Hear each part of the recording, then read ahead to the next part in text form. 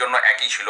তো এখানে যে পেমেন্ট অফ এরিয়ারের কথা বলা ছিল, কারণ যেহেতু এটা এরিয়ারের বিষয়, তো এটাই এখানে গুরুত্বপূর্ণ একটা ভূমিকা নেবে।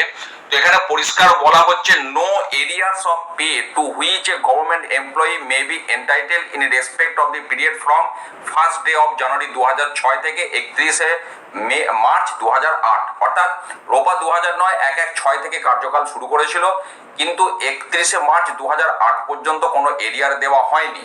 এরিয়ার দেওয়া শুরু করা হয়েছিল কবে? 1st ডে অফ এপ্রিল 2008, এখান থেকে এরিয়ার দেওয়া শুরু হয়েছিল। আর 31শে মার্চ 2009 পর্যন্ত এরিয়ার দেওয়া হয়েছিল।